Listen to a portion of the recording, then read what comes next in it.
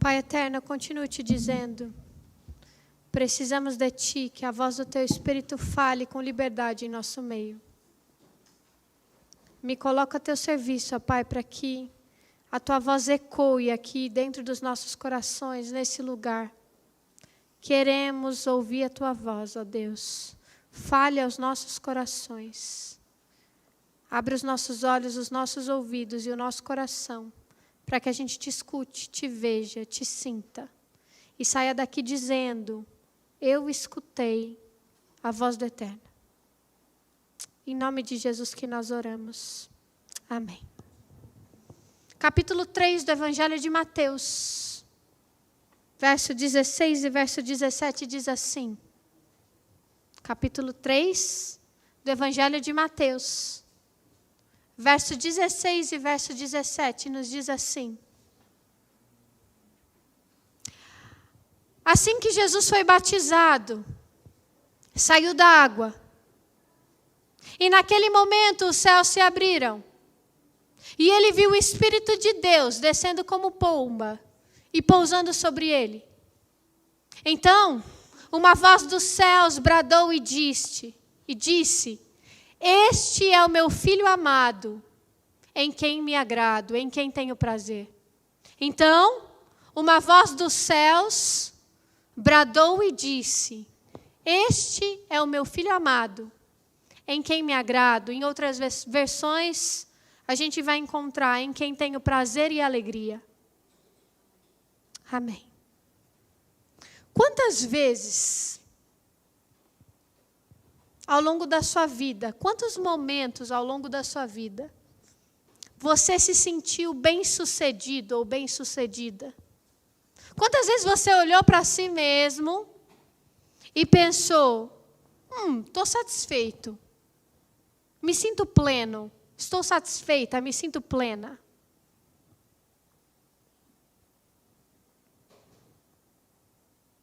Eu me fiz essa pergunta alguns minutos antes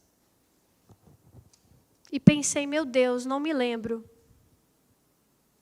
Difícil pensar, difícil lembrar momentos ao longo da minha trajetória em que olhei para mim mesma e senti satisfeita com o que vi. Me senti satisfeita com a vida que estava diante de mim, com aquilo que as minhas mãos conseguiam apalpar, segurar, abraçar. Tenho uma certeza dentro de mim que me leva a entender que existe um sentimento de frustração que nos acompanha por não sermos aquilo que nós gostaríamos de ser. Ou é só comigo? Diz que não. Existe um sentimento de frustração que nos acompanha porque nós não somos aquilo que nós queremos ser. E não só isso, nós não somos aquilo que as pessoas desejam que nós sejamos. Acho que todo mundo já viveu isso quando sai de casa, sai debaixo da asa do pai e da mãe. Essa necessidade de lidar com a frustração de não ser aquilo que o pai ou a mãe projetou ou esperou que nós fôssemos. De muitas vezes tomar decisões e caminhos diferentes daqueles que os nossos pais e as nossas mães projetam para nós. É um sentimento de frustração. Tenho a impressão de que nós vivemos assombrados por isso, por essa necessidade que a gente tem de agradar a nós mesmos e de agradar os outros. A nossa vida parece que se organiza em torno dessa necessidade que a gente tem de suprir expectativas. O tempo inteiro nós criamos expectativas, e expectativas são criadas ao nosso respeito, e a gente se sente meio que amarrado, como se a gente tivesse que viver para suprir essas expectativas. Você pode viajar e pensar em várias áreas da sua vida, no seu relacionamento conjugal, na sua vida familiar, pai, filho, pai, vô, tio, enfim. Na sua vida profissional, na sua vida como estudante, você como homem, mulher, enfim. Expectativas são criadas o tempo todo. E quando as nossas expectativas não são supridas, o sentimento que a gente tem é de fracasso. nós nos sentimos fracassados. Existe um sentimento de fracasso que não só nos visita, parece que ele nos toma, que ele nos atravessa, que ele enfinca ali bem dentro da parte mais íntima do nosso coração. E pensando nisso, eu me lembrei de uma entrevista que foi dada por um atleta olímpico, depois de ter conquistado a medalha de prata, numa competição assim de prestígio mundial. E eu lembro que a entrevistadora disse assim para ele, toda feliz, né? Como você está se sentindo depois de conquistar a medalha de prata? E o atleta frustrado, visivelmente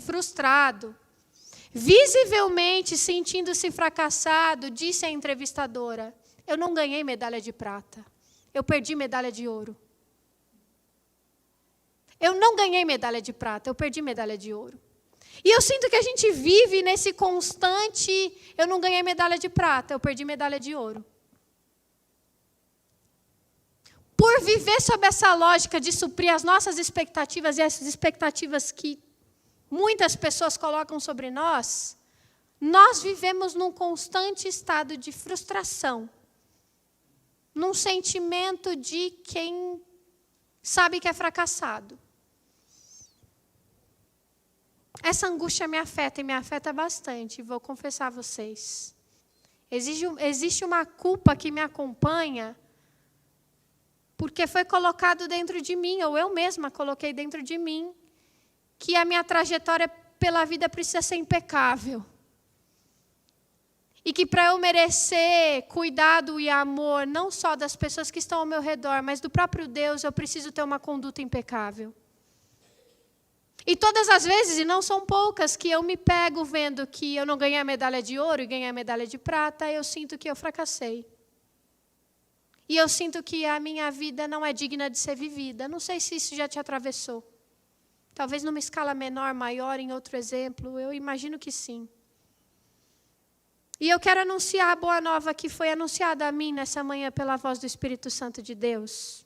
Eu quero anunciar uma boa notícia para vocês. O Evangelho de Jesus te liberta. O Evangelho de Jesus te liberta dessa vida que se alimenta desse alcançar das expectativas. Jesus nos liberta de vincular a nossa vida com o alcance das expectativas que nós temos a nosso respeito e com o alcance que as expectativas que todos os outros ao nosso redor projetam sobre nós. Jesus está nos dizendo, hoje e sempre, a sua vida não depende de alcançar e de agradar a si mesmo e agradar aos outros. Amém? E pensando nisso, eu voltei para uma história que é narrada lá no Evangelho de Lucas. Você não precisa abrir. Eu vou contar ela para vocês. Eu sei que vocês conhecem. O capítulo 15 do Evangelho de Lucas narra a história de 3 personagens muito importantes e que nos ensinam muito sobre essa verdade. A narrativa diz que existia um pai que tinha 2 filhos. O filho mais velho e o filho mais novo. O filho mais velho era aquele filho que você olha e pensa, nossa, quando eu tiver um filho, eu quero ter um filho assim. Bem solícito, responsável, proativo. Empenhava a sua existência no serviço ao pai e às demandas da casa. O pai não precisava dizer muito o que o filho precisava fazer, ele sabia. Ele sabia bem dos seus deveres, estava até à frente do seu tempo. Era um filho de sucesso. Talvez se a gente precisasse construir um modelo de filho bem-sucedido, nós pensaríamos no filho mais velho. Pois bem, não tínhamos apenas o filho mais velho, tínhamos também o filho mais novo. E o filho mais novo é sempre complicado, né? Mentira, porque eu sou filha mais nova, eu sou a mais boazinha, brincadeira. Tem que fazer uma piada, né? Pastor, é complicado. O filho mais novo tinha o espírito livre. Ele não queria saber de viver de acordo com as expectativas que o pai, que o mundo colocava sobre si. Ele queria viver tudo que lhe viesse à mente e ao coração. Afinal, só se vive uma vez, é ou não é? Ninguém paga as minhas contas. Às vezes a gente fala isso, né? E esse filho, com esse espírito todo livre, empenhado em agradar a si mesmo, porque afinal uma vida que merece ser vivida é aquela que se empenha em agradar as expectativas que eu tenho a meu respeito, vira para o pai, ainda vivo, e diz: preciso da minha parte da herança. Eu queria que o senhor tivesse morrido, mas já que não morre logo, será que pode dar a minha parte da herança para eu viver de acordo com o que eu penso que devo viver? E o pai, surpreendentemente, talvez a gente repreendesse esse pai, tipo, vai educar seu filho. O pai, surpreendentemente, diante desse questionamento absurdo, incabível, no mínimo deseducado, diz ao filho: ok, te entrego, essa é a sua parte da herança. Se é assim que entendes que tem que viver, então viva. E o filho vai, esse filho mais novo pega o seu dinheiro, pega os seus bens, que não eram poucos, e vai viver a vida de acordo com as suas lógicas. Vai experimentar a existência de acordo com os seus próprios desejos, anseios e expectativas. E aí a primeira lição, quando a gente olha para esse filho: toda vida que é vinculada às expectativas que nós temos a nosso respeito é uma vida que acaba em morte. Toda vida que é vinculada às expectativas que nós temos a nosso respeito é uma vida que acaba em morte. Você não precisa morrer e ser enterrado num caixão. Pode estar bem vivo, vivendo como um morto.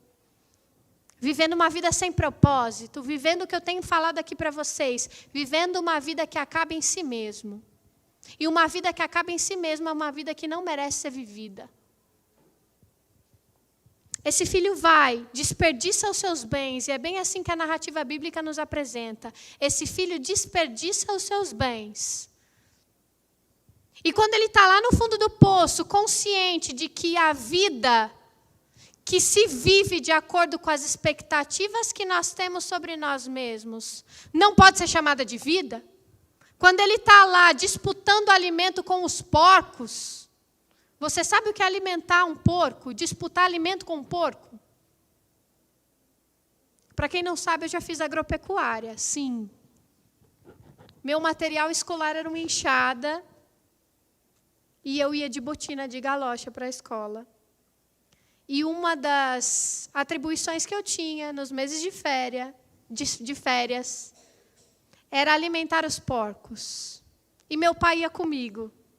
Gente do céu, que coisa terrível. Meu Deus, não quero fazer isso nunca mais, Senhor. Gente, é um negócio assim, repugnante. É um cheiro, uma coisa assim, que dá náusea. Pois bem, esse menino chega, depois de ter alinhado a sua vida, as suas próprias expectativas a seu respeito, chega nessa situação de disputar alimento com o porco. E caindo em si, porque o sofrimento faz disso, ele leva a gente a cair em si, de uma coisa boa tem nele. Ele faz a gente, epa, tem algo aqui que eu não estava compreendendo antes. Caindo em si, ele pensa: poxa vida, na casa de meu pai, nem os servos, nem os escravos são tratados assim. Pois eu vou retornar, eu vou tomar o caminho de volta. E eu vou dizer ao meu pai: pequei contra ti, pequei contra os céus. Trata-me como um dos seus escravos. Não te peço para me tratar como filho, porque como filho não me portei. Trata-me como um de seus escravos. Para que pelo menos eu não tenha que disputar alimento com porco.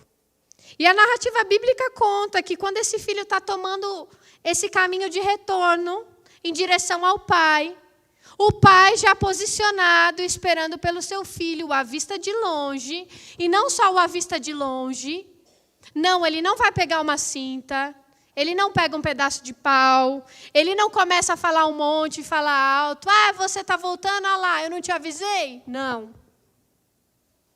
Esse pai corre na direção do seu filho, não caminha, corre na direção do seu filho, com braços abertos e diz: que bom que você voltou.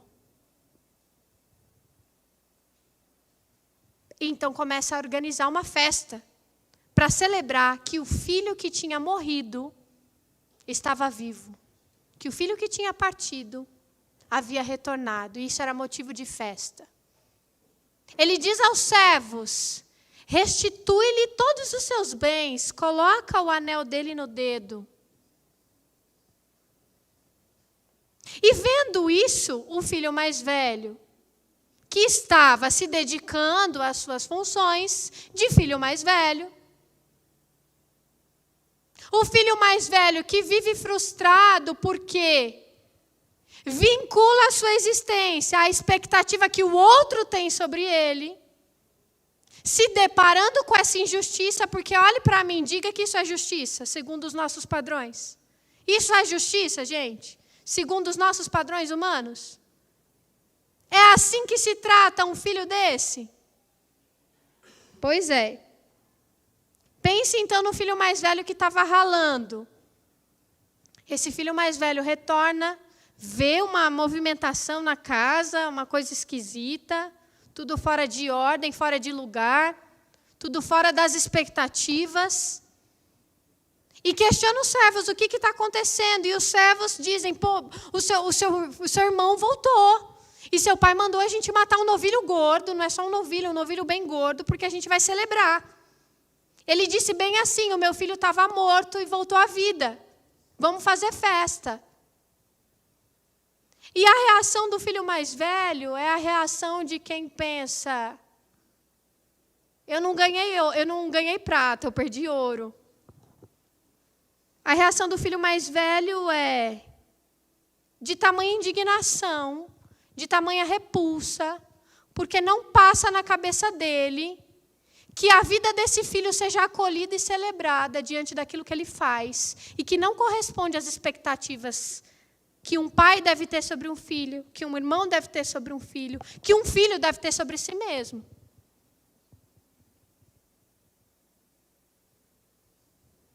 O filho mais novo acaba frustrado quando vai viver sua vida. E o filho mais velho acaba frustrado enquanto está ali suprindo as expectativas que se tem. Vocês conseguem perceber esses dois movimentos? Viver de acordo com as nossas próprias expectativas resulta numa vida que não faz sentido. E viver de acordo com as expectativas que as pessoas colocam sobre nós resulta numa vida que não faz sentido. Eu falei esses tempos atrás, há uns meses atrás, sobre isso lá na igreja, na IPI Novo Norte. E eles usaram a expressão assim: agrado, logo existo. É como se a gente dissesse: agrado a mim, logo existo. Ou agrado ao outro, logo existo. Mas isso é uma grande armadilha. Uma armadilha que nos leva a desenvolver a nossa relação com Deus a partir daquilo que a gente faz ou daquilo que a gente deixa de fazer. E quando a gente faz isso, queridos, a expressão que eu vou usar aqui é forte, mas quando a gente faz isso, a gente pega a graça de Deus e transforma numa desgraça. Porque a graça de Deus nos diz: eu te amo, você suprindo com as expectativas que eu tenho a seu respeito ou não. Você está livre de vincular a sua existência às expectativas que você tem a seu respeito, às expectativas que os outros têm a seu respeito. Mas parece que a gente insiste em se colocar nesse caminho, né? Então, se eu não alcançar determinado padrão social, a minha vida é um fracasso. Se eu não fizer tudo de acordo com o que a pastora disse que eu tenho que fazer, Deus não me ama, minha vida é um fracasso. A gente sente culpa. A gente se culpa. A gente pensa realmente que a nossa vida é um grande fracasso. A gente deixa de experimentar a alegria que o Pai tem para nos oferecer porque a gente vincula a nossa vida às expectativas que nós temos a nosso respeito. E eu queria dizer para vocês o seguinte, eu li esse texto do momento em que Jesus é batizado.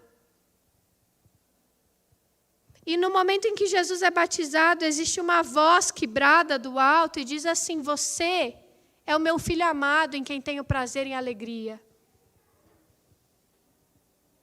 Ressignifico. Não diz você, meu filho amado, mas diz como quem revela para o mundo: este é o meu filho amado em quem tenho prazer e alegria. E quando Deus diz: este é o meu filho amado em quem tenho prazer e alegria, Deus está dizendo assim: olhem para ele. Vocês devem viver como este, porque é neste que eu tenho prazer e alegria. E aí a gente pode pensar: meu Deus, como posso eu ser alguém como Jesus? Se nós dependêssemos de nos tornarmos parecidos com Jesus, para que recebêssemos, nos tornássemos então merecedores do amor de Deus, a gente estaria assim perdido. O que eu quero dizer com tudo isso é que Deus nos ama e nos acolhe e nos abraça e viabiliza a nossa vida quando nós mesmos não nos amamos, não nos acolhemos, não viabilizamos a nossa própria existência. Está fazendo sentido?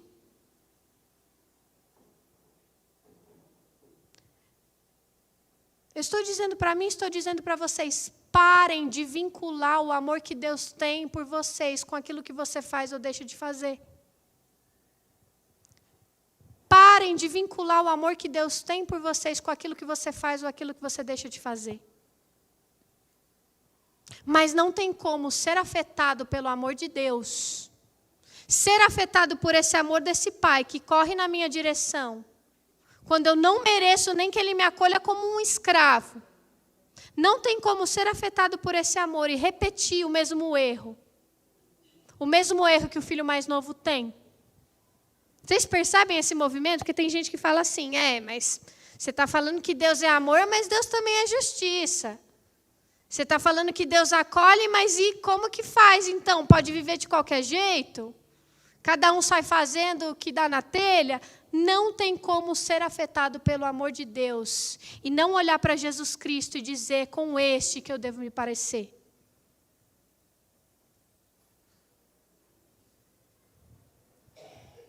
Tem uma canção que diz assim: sou alguém a quem Deus ama, sou filho que finalmente entende o amor do Pai. Sou alguém a quem Deus ama, sou filho que finalmente aprende a aceitar o imerecido amor do Pai, que a mim me salva do olhar do mundo e até de mim. Deus nos salva do olhar do mundo e do nosso olhar a respeito da nossa própria vida. Eu queria muito te encorajar para que você pudesse entender que o amor de Deus por você é imerecido e que não tem a ver com o tanto de coisa boa, o tanto de coisa ruim que você faz, com o sucesso que você alcança, com o ouro que você alcança, com a prata que você alcança, com o prêmio de consolação que você alcança. A métrica do amor de Deus não tem a ver com aquilo que você faz. E esse amor te afetando, essa compreensão, esse aceite do amor imerecido de Deus, te liberta das expectativas que você coloca sobre si, das expectativas que os outros colocam sobre si, sobre você mesmo, e das expectativas que a gente também coloca sobre as pessoas.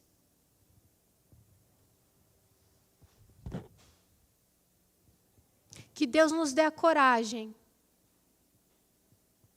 de abraçar esse caminho de volta, como quem sabe que vai ser acolhido, não por aquilo que a gente faz, mas que vai ser acolhido porque Deus nos ama, apesar de nós. E acolhendo esse amor, a gente vive livre dessa expectativa dessa expectativa que a gente impõe, dessa expectativa que a sociedade impõe, dessa expectativa que os outros colocam sobre nós. Deus está nos dizendo agora, e Ele diz para você, porque em Jesus Cristo nós somos um entre muitos irmãos. Deus está nos dizendo, vocês são meus filhos amados em quem eu tenho prazer e alegria. Vocês são meus filhos amados em quem tenho prazer e alegria. Que essa certeza coloque os seus pés no chão e te faça compreender a beleza que existe também no fracasso, o sucesso que existe no fracasso. Jesus não diz isso, quem quiser ganhar a sua própria vida precisa perder. Quem quiser ganhar a sua própria vida vai perder, e quem perder a sua própria vida ganhará.